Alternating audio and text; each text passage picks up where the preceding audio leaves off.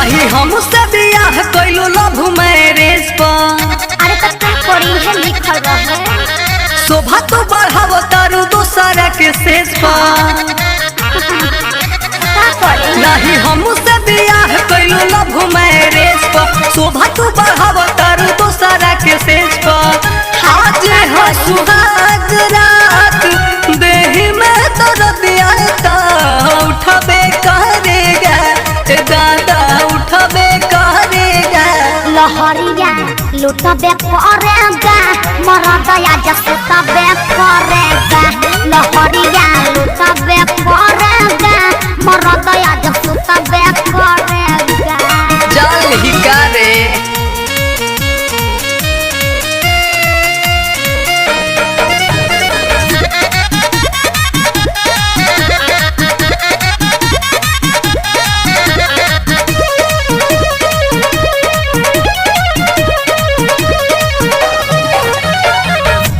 रीति रिवाज से बनायल शरीर बा छोटा ताये यार ऐसन हमरो बड़े पीर बा।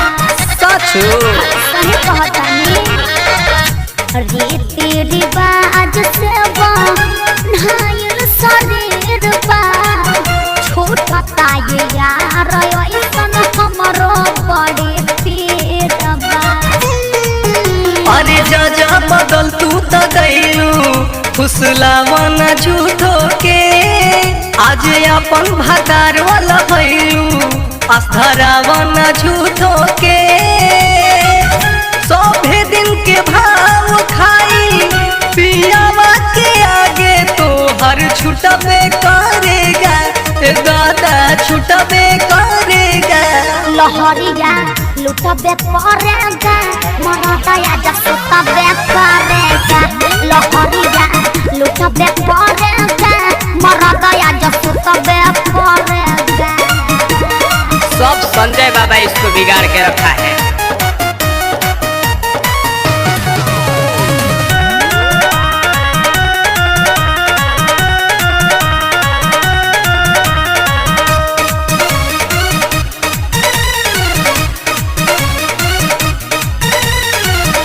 ऐसे न बोला दिलबा हमारा दुखाला तोहरा बिना तनिको रहलो न जाला।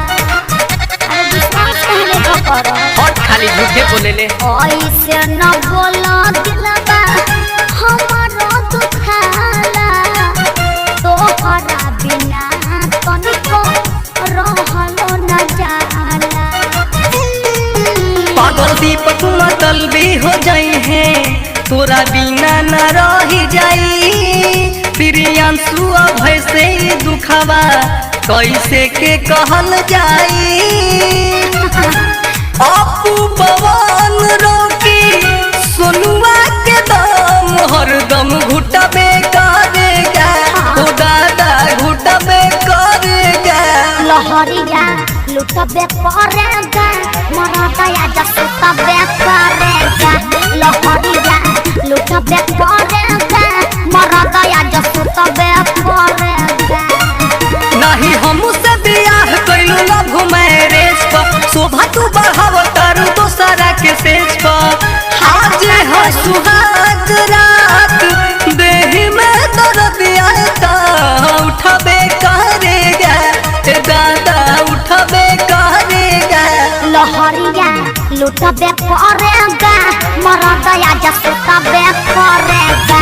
लहरिया लुटबे करेगा मरदया जसुतबे करेगा।